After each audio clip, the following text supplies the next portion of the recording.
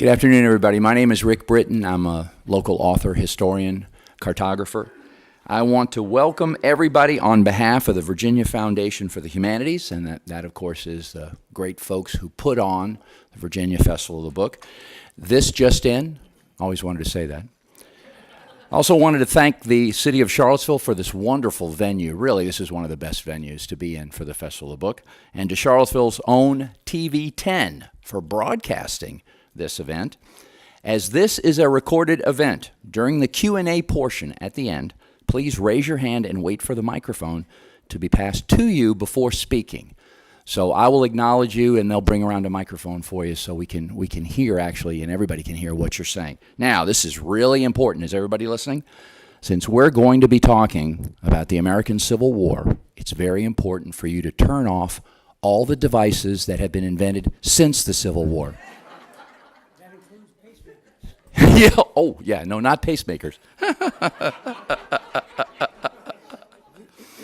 And if you like, you can... all right.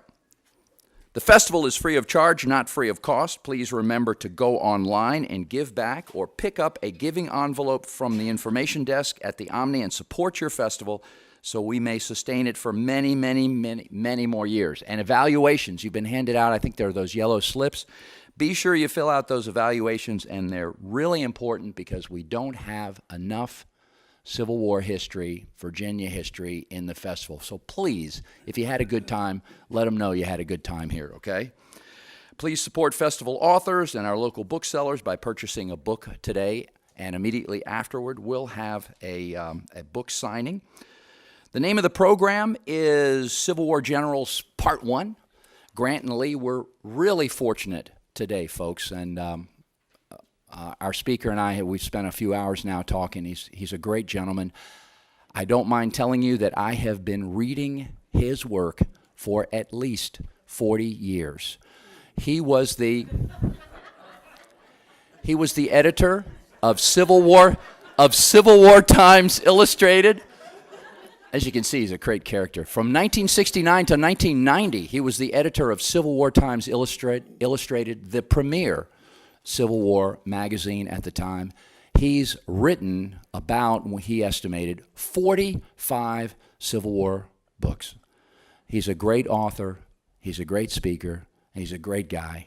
Please join me in welcoming Jack Davis.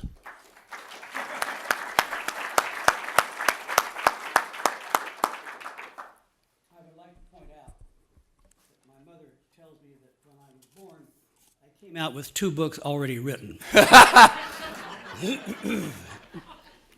which is why the delivery was rather uncomfortable. Thank you, Rick, and thanks to the festival and everybody here for coming and for having me down here. It's a pleasure to see all of you. I have this tremendous feeling of power sitting in this venue. There's a gavel near at hand. I have never been trusted with a gavel in my hand before. And one more introduction like that, Rick, and I'll know how to use it. What was that legislation you wanted to pass? Yeah, I'm all in favor of eradicating all parking meters from Charlottesville. Say aye. Okay, it's done. Save your quarters henceforward.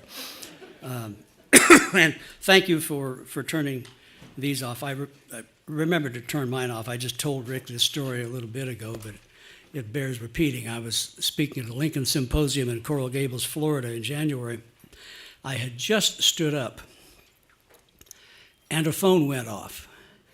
And I did what speakers do. I adopted this look of pained patience with the fool who had not turned off their cell phone. Then I realized it was my back pocket that was ringing. It's true. So what do you do when you realize you've made a fool of yourself? You blame it on someone else. You kind of redivert it. So I took it out and I answered it. And I looked at it, and it looked like a junk call, which is all I ever get on this. And so I said, I don't know who the hell you are, and I don't care, but you have no business calling me on this phone. I hope your dog dies. Go to hell. Goodbye. Well, it turned out to be the publicist from my publisher, who has shown a remarkably diminished sense of enthusiasm at promoting this book ever since. She got me later on, and I got mine. I thought Rick's told me that these meetings draw together people with a variety of interests, both those who may be interested in the subject matter of the book or books at hand, but also a great many who are writers or who are interested in the process and the craft of writing and research. So I thought I might talk a little bit about 2 or 3 things that, on the general theory that one of them you're bound to be interested in somewhere along the line. And since I've written so many books and reached these advanced years, I do know a little bit about the process, but I'll say at the outset that in my experience at least, it's very, very individual, pretty much customized to what works for the person who's doing it. It is hard work. If it's not hard work, you're not doing it right, I think. But how people go about doing it can really be interesting. We all, excuse me if I cough some, I think some allergies are acting up. We all have our comfort zones. We all have certain sort of techniques or little rituals that we may engage in that get us ready to sit down and go to work. I can tell you the first book I ever wrote, first several, I would work 5 nights a week from 6 o'clock to 9 o'clock, 5 hours each day on Saturday and Sunday. That's what, 25 hours? And I would turn out 25 typewritten pages of text. Exactly. If 9 o'clock came along and I was in the middle of a sentence, I walked away from the typewriter. For those of you who don't know what a typewriter is,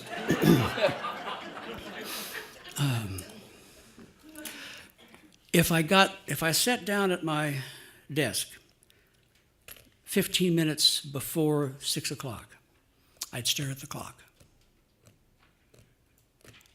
until 6 o'clock, wishing I could be anywhere else except there, because it was hard work and it required focus. And, well, to me, I think there are few human endeavors that are more boring than watching a baseball game. But in those moments, I'd have given anything to watch a baseball game instead.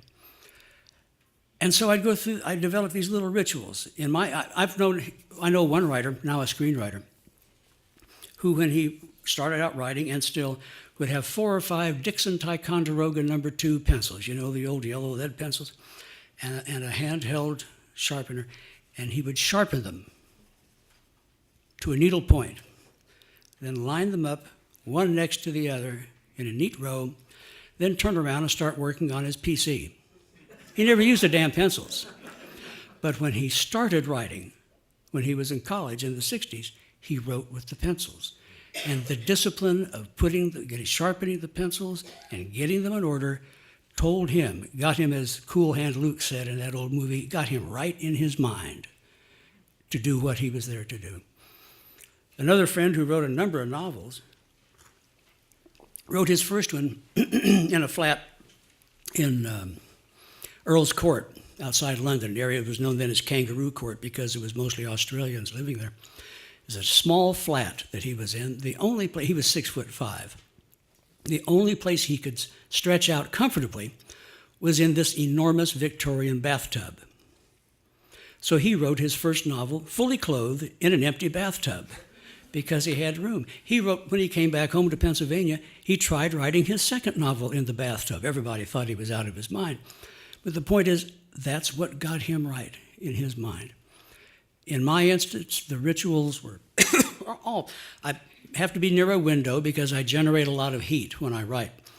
And gradually, even in the winter, the window would go up, and then gradually during the course of that 3 hours, I'd start shedding clothing. This is not a joke. By 9 o'clock, I was in undershorts with the window open in January in Pennsylvania. I always had to be have a full bottle of Diet Coke near at hand, and a small refrigerator next to me with more reserves. And because I'm generating all this heat, I'm going through a lot of Diet Coke. So, of course, I always locate my desk very close to a bathroom. Now, I don't do that anymore. But the point is, the ritual, silly as it may seem, may go a long way toward getting you ready and focused to do what it is that you want to do. After that, in my instance at least, it's simply an application of raw discipline, probably growing out of a terror of starting something and not finishing it. I can't tell you over the years how many people I have met who, are going to do a book, and they've got a fantastic title. And they do. And that's as far as they ever get. I can do books, but I'm lousy at titles. Most of my titles come from the publishers. Or those who have started a book, and the next time you see them 5 years later, they've still started the book. It becomes a matter of raw discipline, which means that you have to steel your nerves to eradicate distractions. Perhaps this explains why I am on my third marriage. It's not easy being married to a writer because it's a solitary craft. And you can't answer the telephone. The telephone is your enemy. Samuel Taylor Coleridge never finished his greatest poem in Xanadu did Kubla Khan, a stately pleasure dome decree, because some jackass walked in and tried to sell him insurance or something like that. You can spend half an hour or more aligning in your mind all of the various components of some discrete piece of what it is you're about to write, seeing the conclusion, seeing the synergy that grows out of the disparate parts that you bring together. And all it then takes is somebody calling you on the phone to try to market a burial plot or coming to the door to sell you Girl Scout cookies, and that can all evaporate. And you've got to start again. Do not answer the door if someone knocks. They're not important. What you're doing is what's important. Don't answer the telephone. Don't encourage people who you happen to live with, if you manage to make that work, to just walk in. They need to understand that just because you're at home doesn't mean you're at home.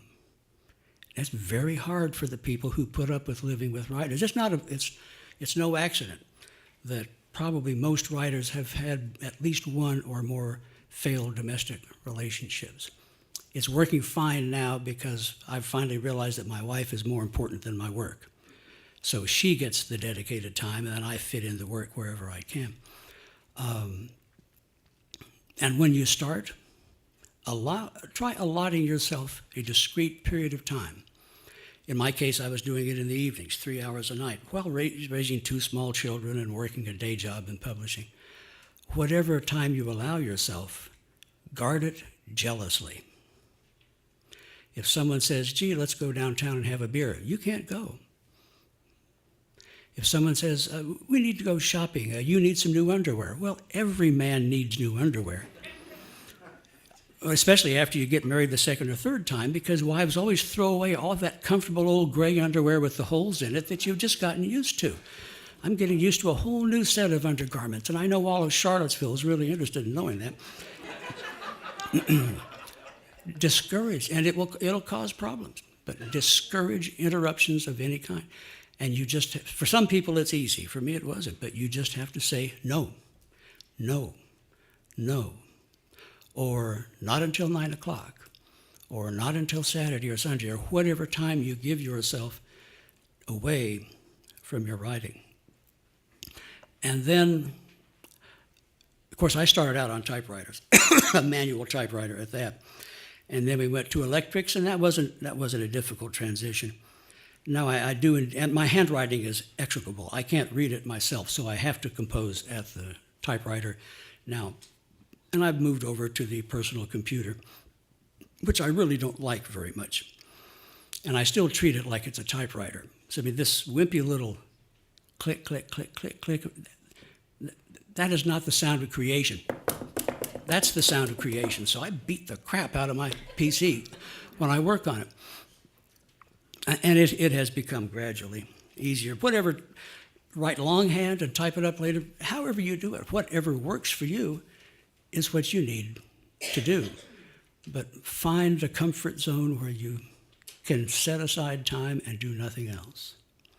This whole business of, excuse me, of nonfiction writing especially, which I think is probably easier than fiction, because fiction you've got to create everything. At least working in nonfiction, there's a framework there for you established by what happened or what you can find out or what you perceive about what happened. But for me, and I think most historians would agree, the real fun in writing history is the research. There's where you can, for a moment, have the Christopher Columbus moment every now and then. And I've been lucky to have a lot of them. That thrill of discovery, finding something no one else has found, which may just mean lots of people saw it, but they weren't looking for it, so it meant nothing to them, but it meant something to you. I did a book called 3 Roads to the Alamo years ago. It was a combined biography of David Crockett, who never went by Davy, James Bowie, and William Barrett Travis. And through some happy, fortunate connections, I was able to get permission from the Mexican, it's called Defensa, the Defense Department in Mexico City, to get into their military archives, which had been closed to North American researchers for about 80 years. And I actually got into the Spaniards were magnificent record keepers. And going through this stuff all in Spanish with General Mendoza, Commandant, bringing me cookies every day, I came across actual battle reports no one had ever seen from the Mexican side of the attack on the Alamo, which had some true revelations in them. That's a aha moment. That's a eureka moment. The very first book I ever did was a biography of John C. Breckinridge, who was our youngest vice president. He was 35 years old when elected, and that's the minimum age. We'll never have a younger one. Anybody know who the next youngest vice president was, by the way? Nope. Not Dan Quayle, not Roosevelt. Richard Nixon. Wow. He was 39 when nominated and 40 when elected. No one thinks Nixon was ever young. You know? I am not a kid. You know, so I tracked down descendants of Breckinridge's. Still a fairly prominent family in Kentucky to this day. And they all told me, well, I don't have anything, but you need to go to Summit Point, West Virginia, because that's where the trunk is. No one knew what was in the trunk, but they all knew the trunk was in Summit Point, West Virginia. So I went there. It was not far from where I lived. It was the home of Breckinridge's grandson's widow. And the trunk turned out to have all of his canceled checks from, in those days you canceled a check by sticking a knife through it. All of his canceled checks from about 1842 until 1875. Letters written to his children throughout the years following the Civil War. All of his shopping list. People didn't pay for anything. They ran up bills in stores and then paid off on it from time to time. Here were all his shopping accounts showing what he had bought every day, the books that he read, the places he went. Here's the receipt for 2 bottles of champagne that didn't really mean anything until I saw that the date on it was the date his first son was born. Now you know a story you didn't know before. I know how he celebrated his son's birth. This was Eureka. It's the biggest single collection of Breckinridge stuff in the country. A moment like that you never get to replicate. My point being, if you're working in nonfiction, for a start with the family. If, say, you're doing a book about a general, track down his descendants if you can. If you're doing a book about a battle, track down descendants of all the regimental or unit commanders. Chances are you're going to find maybe in 40% of the cases, there's still something in family hands. They may not all be the trunk. They might be a shoebox or an envelope. But it's truly amazing what people have. The descendants of General George Patton of World War II fame have, his grandfather was Colonel George Patton of the 22nd Virginia Infantry in the Confederate Army, killed by a piece of shrapnel. His family has the piece of shrapnel. And it's amazing what people will have. That's part of the fun of the research, is exercising ingenuity to find these things no one has found before to help you tell the story. I used to liken research to the fun of having a party. The writing of the book is what you have to do after the party. You have to clean up. Well, if you don't write the book, then the research has been wasted. And it also helps if the book is actually readable. Unfortunately, not everybody can be a good writer, but everybody, I think, can be a better writer than they are. It just takes some some thinking about it. This current book at hand, by the way, that's not my title. I can't come up with titles. My publishers came up with that one. I wanted to call it something really trendy and saleable, like Roots or 50 Shades of Blue and Gray. But publishers are humorless people. They won't go for that sort of thing. It grew out of an idea of my wife's. I was talking someplace and was asked a question to compare Grant and Lee on some point. I've forgotten what it was. And she said, well, you really ought to do a book on the personal sides of Grant and Lee, not the battles, though they're in there, but the real men, their personalities, their characters. How did they develop? What were their worldviews? What were their ethical and moral compasses? Most importantly, of course, what are the things that produced in them the men they were, that created the basis on which they made the decisions that they made? And that proved to be really very interesting. It was very enjoyable writing this book. Now, in this instance, there's very little still in family hands. The Grant papers, virtually everything he ever wrote that's known, has been published in the papers of Ulysses S. Grant, a 33-volume series just completed by the U.S. Grant Association, which, interestingly enough, is now headquartered in Starkville, Mississippi. So Grant's taken Mississippi a second time.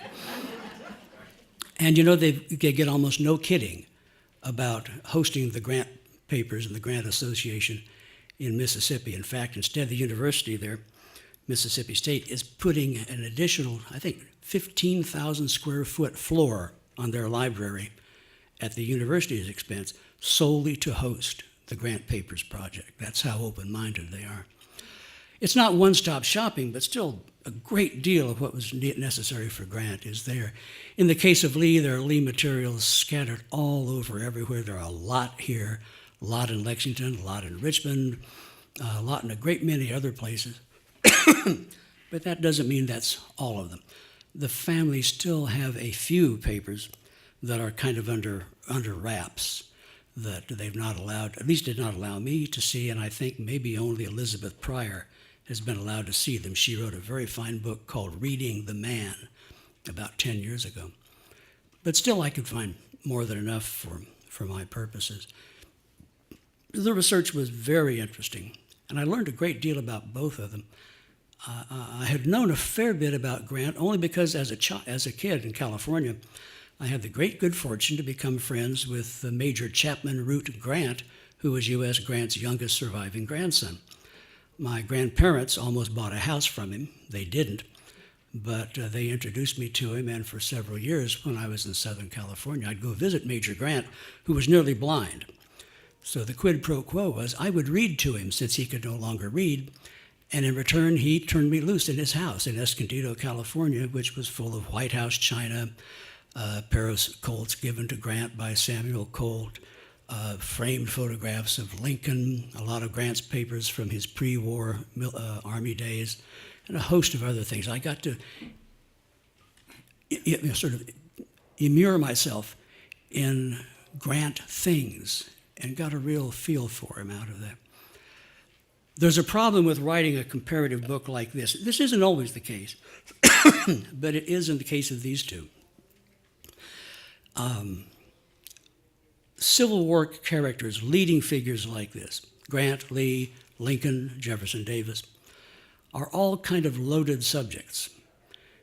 They've all got a following somewhere who are probably not going to like anything you say unless what you say is revealed word as they see it.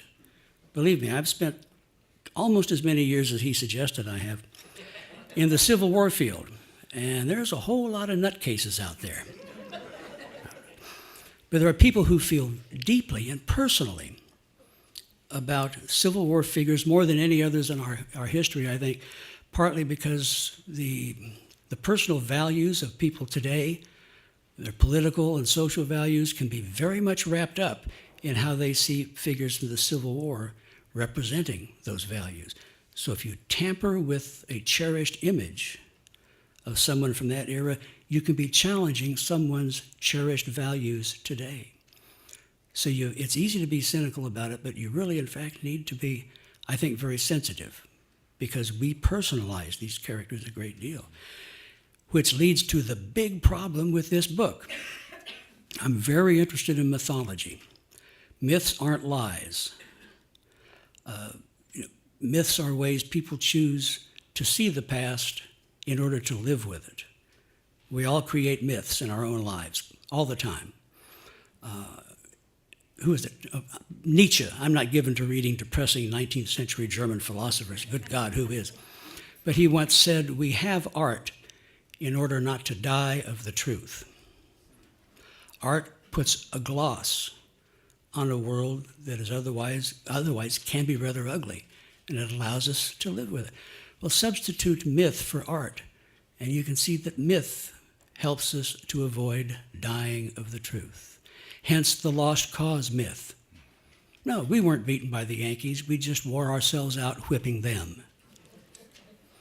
That's kind of a funny one, but there's a whole corpus of what's known to historians as the lost cause myth, all of which really is designed to lessen the pain and the humiliation of defeat.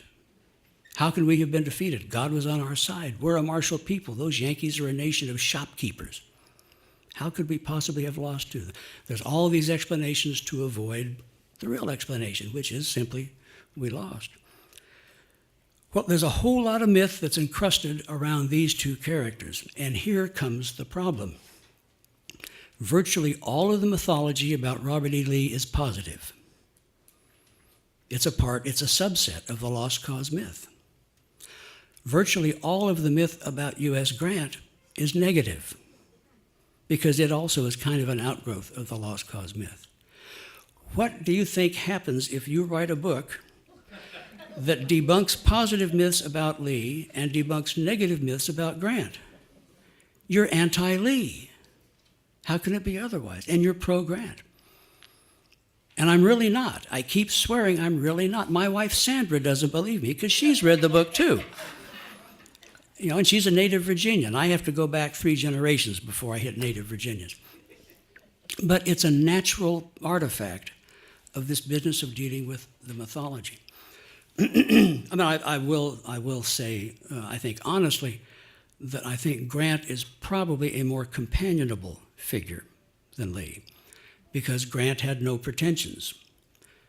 I think you could have dinner with Grant, and at the end of it, you'd go home thinking, well, I know him a little bit. I think if you had dinner with Lee, you would go home saying, well, I had dinner with Lee. Lee's very contained. He's very controlled all of his life. This is what, largely, I think his youth, the experiences of youth, but also in some degree his personality, imposed upon him. So he's always kind of muffled. He's not a snob. He's aware that he's a Lee of Virginia, but he's very tightly contained and controlled. And I think a dinner with him would be certainly interesting, perhaps even entertaining, but he doesn't let much of himself out. Lee's really only able to let his hair down a little with his family and a few close friends. And the older he gets, the fewer they are. And Lee himself, in fact, regrets in late middle age that he did not make more friends when he was younger, because he feels the isolation of not having close friends. So that was a big chore. Some of the myths, I'll give you a couple of examples of some of the myths, and then we'll stop in a little bit for questions. One of the myths you most often hear about Lee is that he was the only West Point cadet ever to graduate from the military academy with no demerits. Anybody ever heard that? In the class in which he graduated, there were 26 others who had no demerits. Nobody's bothered to look at the damn class rates. It is interesting, however. I mean, it was not uncommon at all. It was not the average, but it was not uncommon. They kept a book at West Point, which I've examined, which is the demerit book, and there was a page for each cadet. And down the column on one side would be the date and the number of demerits given for, and then whatever the infraction might have been. Now, it was possible in Lee's era as it was in Grant's. Not to work off the demerits. I used to think you could do a certain number of extra tours of guard duty and work off your demerits. Apparently you could not. Even West Point is a little hazy today on how the demerit system worked then. But certainly you could, if you could present to the commandant a valid excuse explaining why whatever this conduct was that you were accused of was necessary, was justified, or why a mistake had been made, then demerits could be withdrawn. And you'd see record of that on these sheets. There is a sheet in this book for Robert E. Lee. And I don't know when this happened, but probably somewhere in the third year there, maybe even his last year. He hadn't gotten any yet, and they decided, well, hell, we're wasting a whole sheet in this book. So they've crossed out his name on the top and written in another cadet's name. And Lee's page does show demerits for another cadet, but not for him. So genuinely, he received none. I'm convinced of that.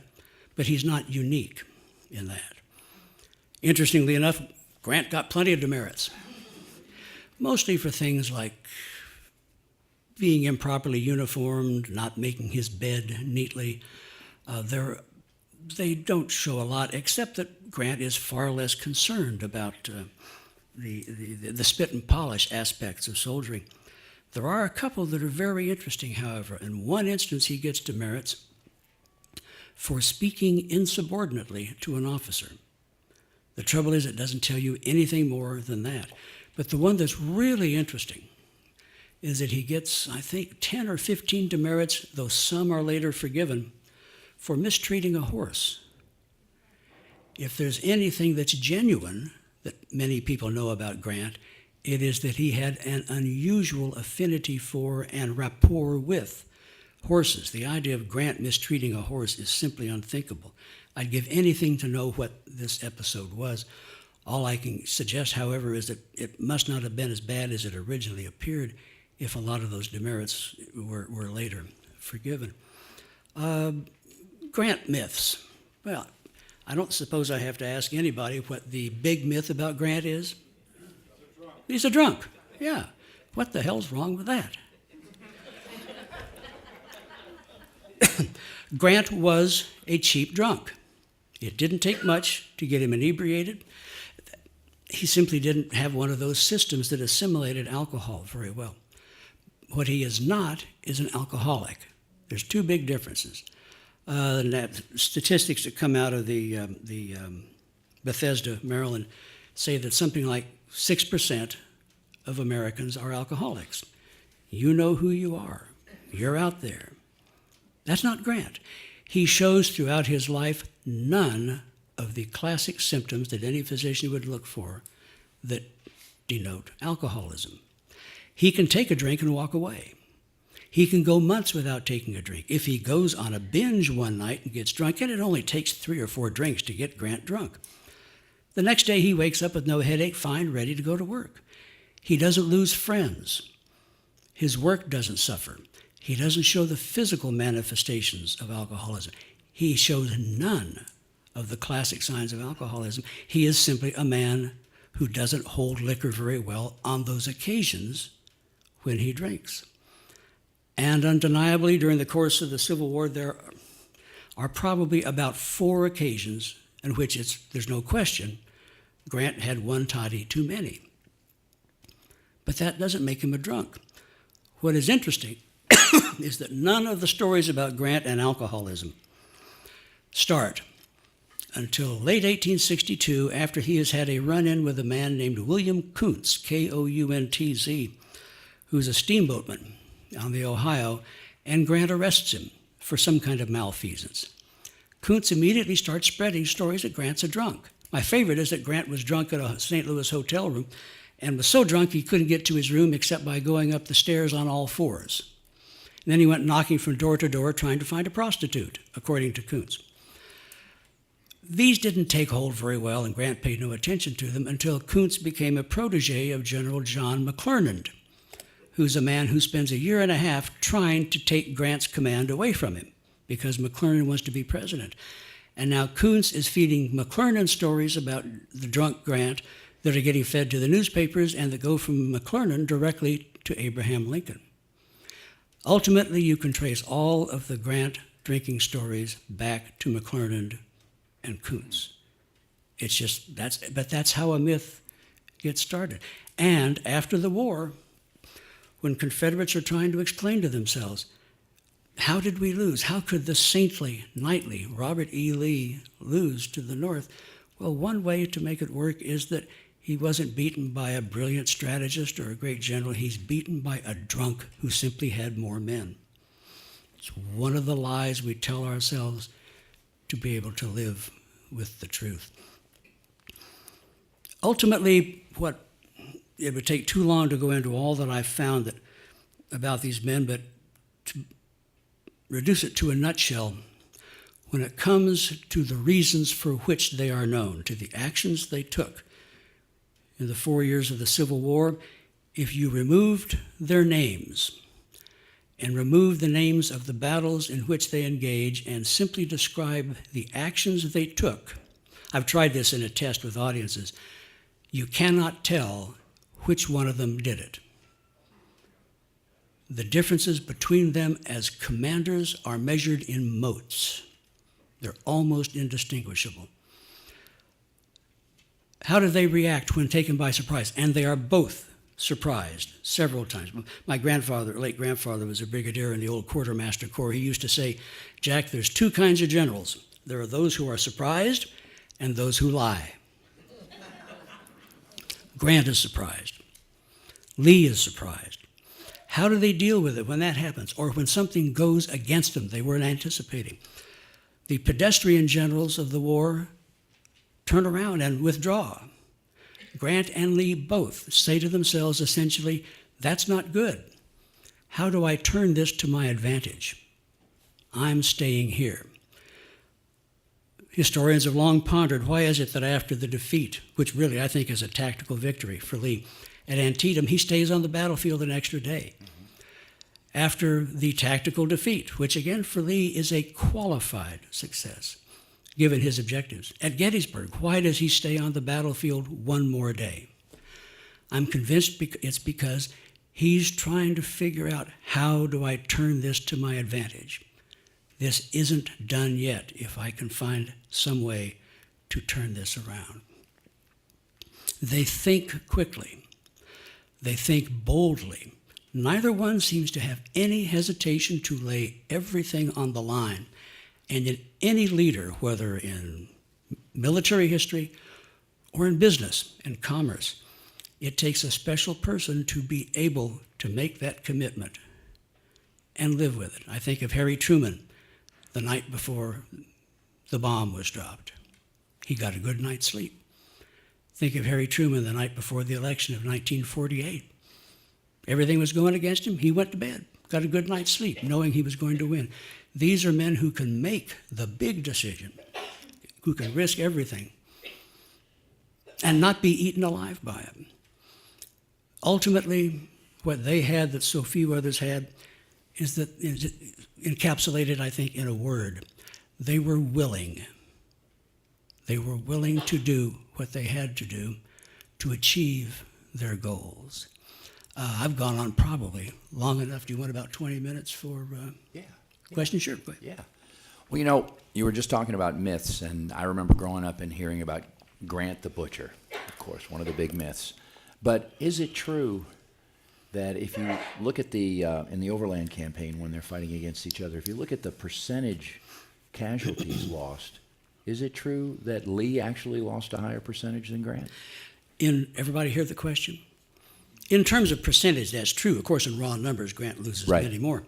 But keep in mind that Lee is acting on the defensive, on home territory, with a short supply line. He's not an enemy country, so he has considerable advantages to help offset the numerical advantage that Grant has. Indeed, that's quite true. And one other point that I would make, I mean, when you're talking these numbers, you're talking tens of thousands of human lives and innumerable quantities of suffering to follow. So these are figures we shouldn't use willy-nilly. In the Overland Campaign, that is from May 4th or May 3rd, 1864, until the beginning of the Siege of Petersburg, Grant suffered something like 60,000 casualties in the Army of the Potomac. In the preceding 3 years, all the previous commanders of that army had suffered something like 120,000 casualties, and after 3 years, they were no closer to Richmond than they had been when it started. In a matter of a few months, with half the casualties, Grant effectively took Lee out of the war as an open field army commander. It was a terrible cost to pay, but he understood.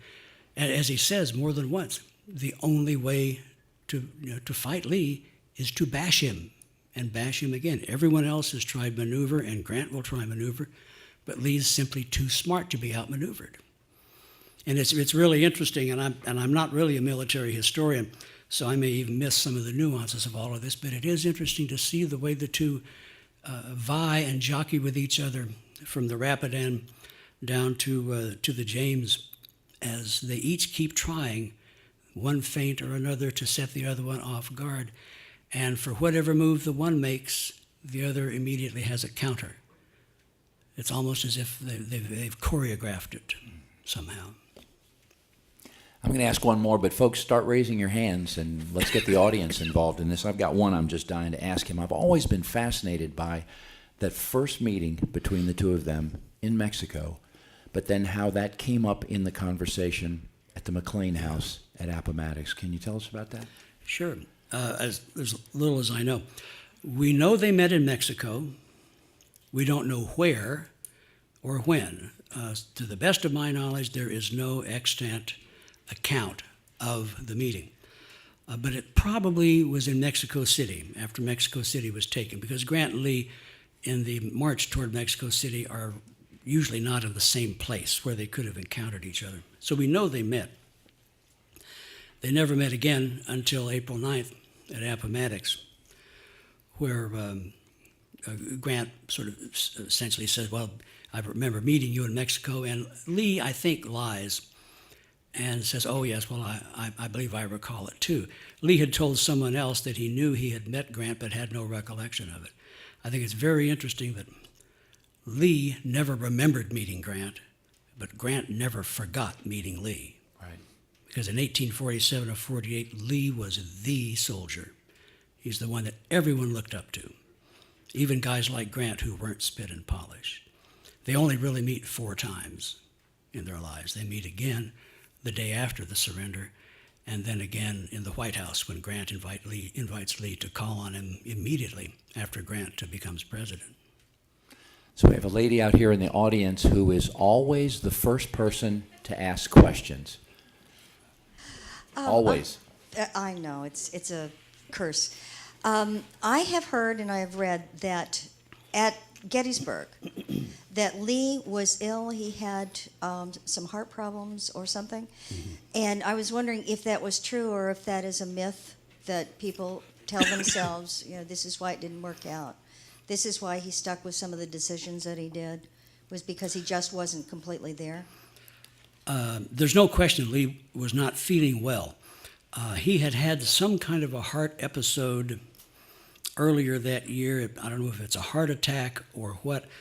It's very difficult to diagnose the dead of 150 years ago because we don't have very good description of their symptoms. Some have speculated there may have been an enlargement of the heart sac, and he was suffering from I've forgotten the term now. Angina. It's also known that he was dosing himself. One of the things people don't know about Lee is that he was a bit of a quack medic. He kind of liked to experiment with home remedies, which started when he was a kid, when his mother was a perpetual invalid, and Lee would mix her medicines. And sometimes he tried mixing other stuff into it. I don't know that he did not believe in doctors, but he may not have had complete faith in them. So Lee, throughout all this period, is dosing himself with quinine, which is about all that was available. And I have been told by physicians that is not exactly the best remedy to be giving yourself if you're having a heart problem. I don't know if that's the case or not. We do know he was not feeling at all well. He was suffering from a case of dysentery to some degree, which can leave you very uncomfortable, and also it kind of distracts your mind from what you need to be thinking on. It's not good to get caught short, as they say, in the middle of a battle.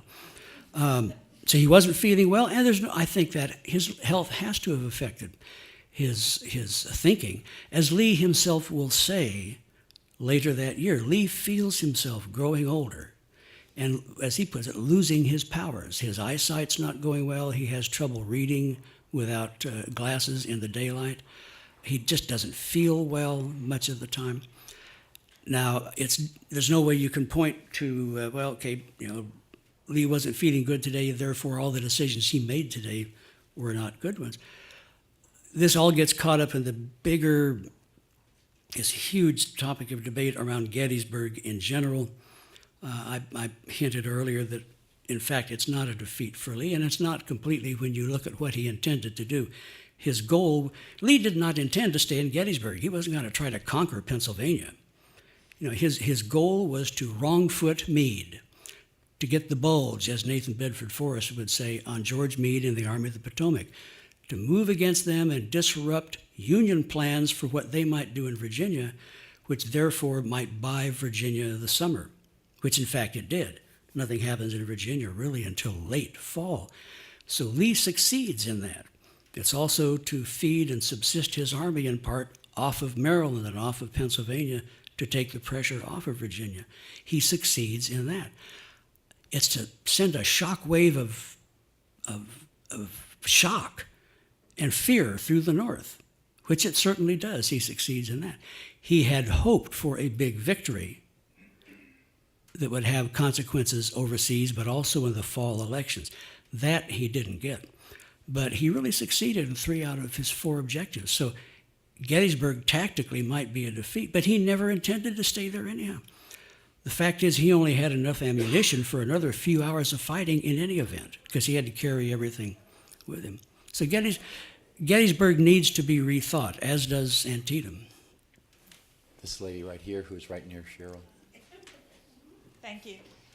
My question is, given all of your research, and given the fact that you've already told us that these gentlemen met personally 4 times in their respective lives, do you believe that if they had not been historical adversaries, they might have had something in common, they might have been friends, or at the very least, did they respect each other? Good question. I doubt that they would have been friends. Their backgrounds were perhaps too different for that. And again, as I said, Lee was not a man who encouraged close friendships. His close friendships were fellows he went to West Point with. He didn't make a lot of close friends after that, or his family. Had they served together, had they served together in the same army in that era, it would have been invincible. There's no beating the two of them together. I think they probably would have respected each other had they known each other. In actual fact, Grant, I think, had a fair bit of respect for Lee, though some of it was awe that Grant was always never fully escaped being impressed by great men he'd met when he was young. And I think he found Lee impressive. He certainly thought Lee was a fine soldier, but it's interesting to note that neither of these men thought the other was the best general he faced. And that's the myths they constructed so they could live with the real. Grant, this is hard to believe. Grant said he thought the only Confederate general he was ever apprehensive about was Joseph E. Johnston. He's the Confederate McClellan. Johnston in command of an army would by now have fallen back to Antarctica to avoid fighting a battle. Johnston's a brave man, but he's a moral coward. He cannot handle what these men can have. He can't make the big decision. He can't make the big commitment. Lee is easily the best adversary that Grant faced. But by the time he said this, which was while he was a president, he was already, I think, so sick and tired of hearing about Robert E. Damned Lee and how great he was that he just was tired of it. Lee will never say anything good about Grant. One comment he makes is that Grant will try to surprise you. That's kind of a compliment that he made during the war. But after the war, while he doesn't say much, he does insinuate that Grant succeeded because he had overwhelming strength, and that the best general he faced was George B. McClellan, the Federal Johnston. Well, why would he think he's the best general? Well, among other things, because every time they met, Lee whipped the tar out of him.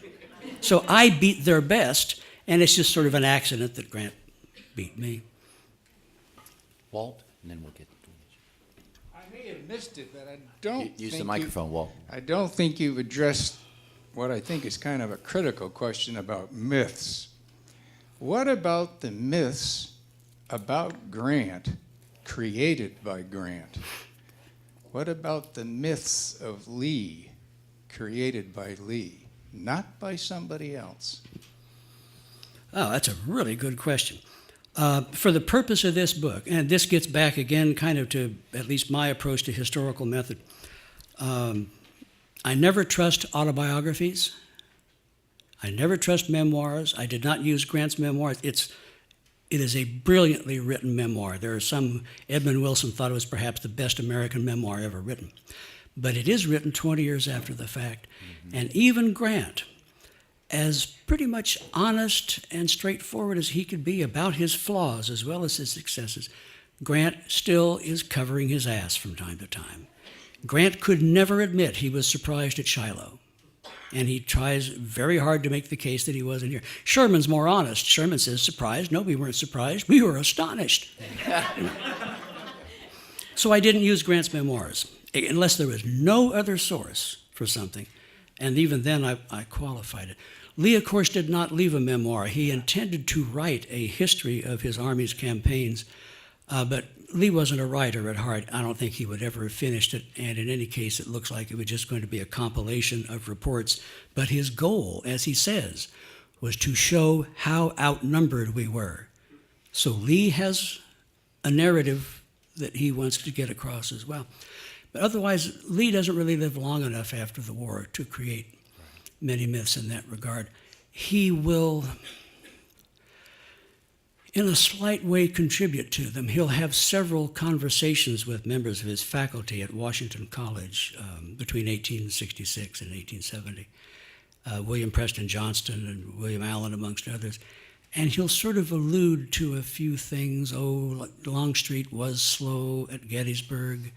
A.P. Hill had disappointed him here and there. Lee's not quite the sort who will try to say, this wasn't my fault, it was theirs. But you can see he may be starting to work his way up to creating a narrative that excuses what doesn't need to be excused, which are his losses. He will say at Gettysburg, I could not get these young men to obey my orders on time. So the subtext there is, I didn't lose that battle, they did.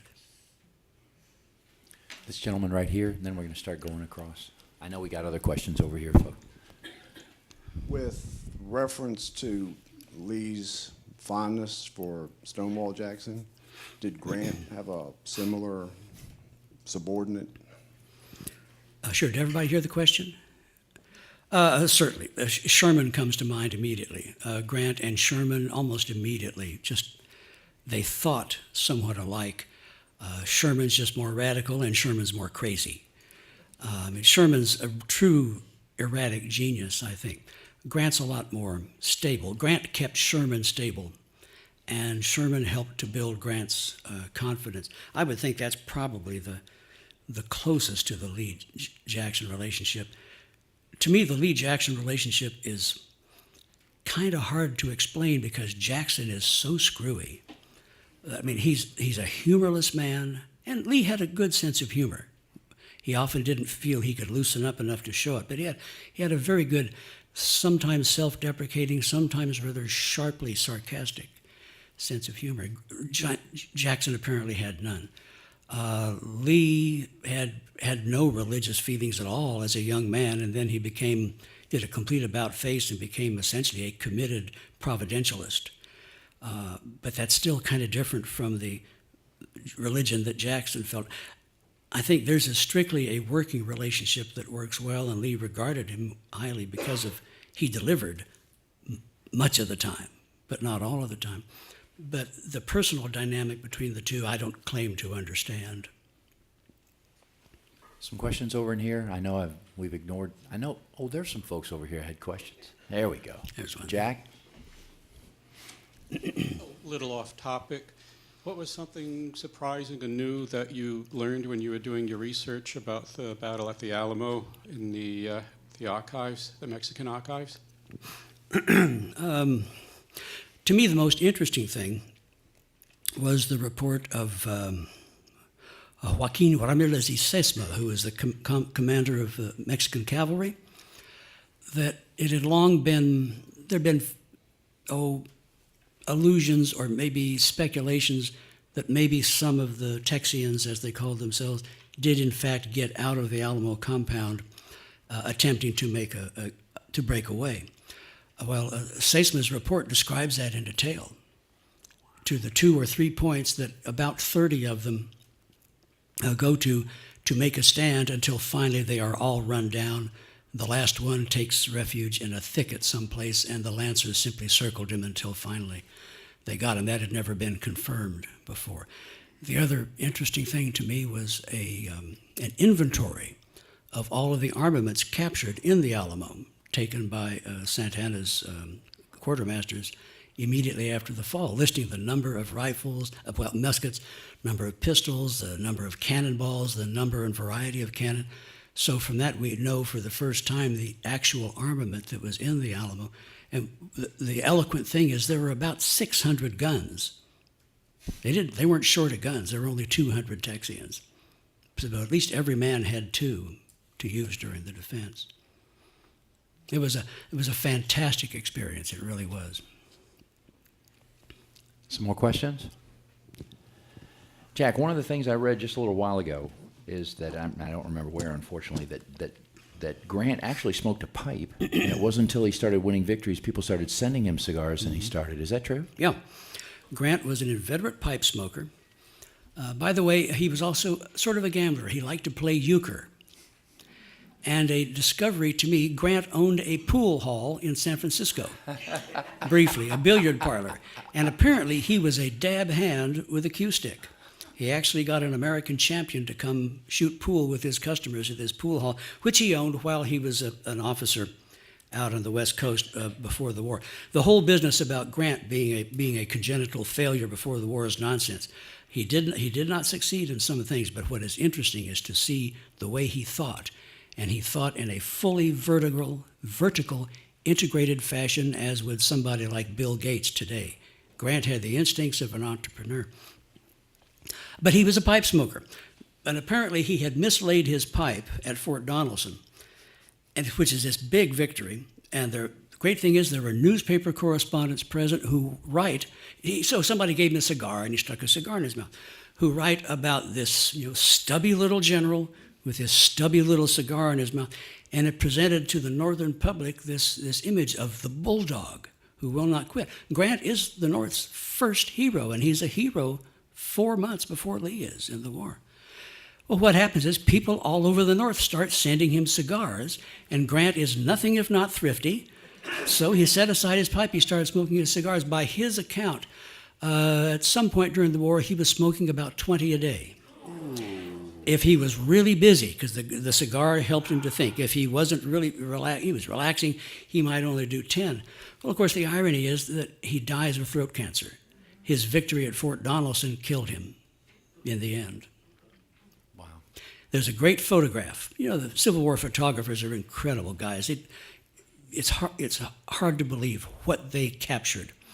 And there's a wonderful little carte visite size photograph I found a number of years ago of the stub of one of Grant's cigars. You can just see Matthew Brady, though it wasn't him, say, "Wow, here's Grant's cigar." Click. What would have happened if he came across something Traveler left behind? One more question, right here. There's a lady back there.